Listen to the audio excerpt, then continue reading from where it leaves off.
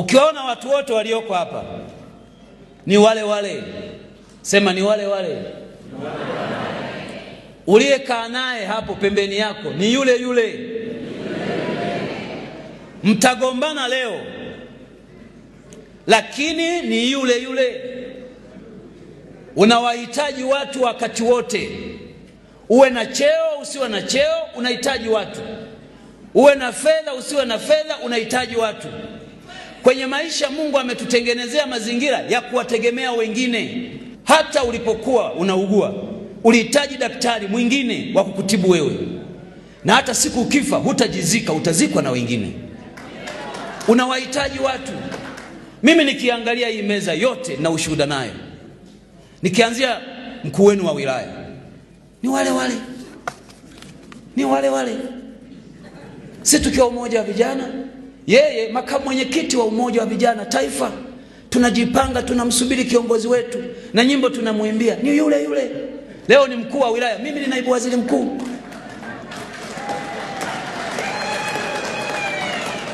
Mkuu wa mkoa akiwa chama alikuwa kiongozi wetu, akaletwa hapa Kahama akawa mkuu wa wilaya. Maisha yameenda, amekuwa naibu katibu mkuu wa chama, akawa kiongozi mkubwa wa chama. Mimi nilikuwa waziri, yeye mkuu wa wilaya. Leo mkuu wa mkoa, mimi naibu waziri mkuu, waziri wa nishati, mjumbe wa halmashauri kuu ya taifa. Watu ni wale wale.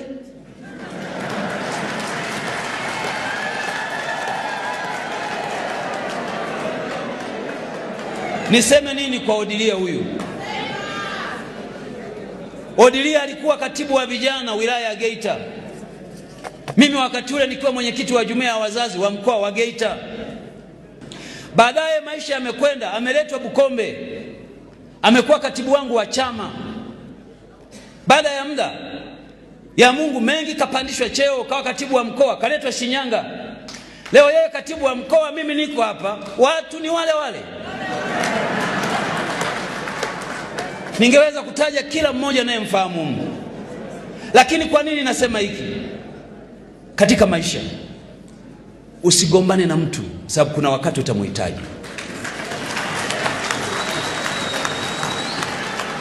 Kama kuna mahali una uwezo wa kumvumilia mtu aliyekuudhi, mvumilie, kwa sababu kesho utamhitaji. Mtaacha kugombana. Hiki chama kimewaleta pamoja. Kazi yenu ninyi muungane ndani ya chama, mkijenge chama.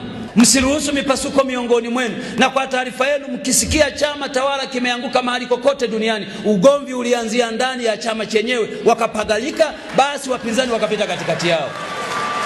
Mimi natoka Bukombe. Pale Bukombe nilikuta mbunge wa upinzani, aliyempa ubunge ni wana CCM wenyewe. Kwa nini? Waligombana ndani. Walivyogombana ndani, wakasema tukose wote, akaingia wa upinzani. Matokeo yake maendeleo yakasimama, miaka 5 ya kuwa na maendeleo. Leo tunahubiri upendo kwa sababu tunajua iko nguvu kwenye upendo kwa ajili ya kuwaletea maendeleo watu.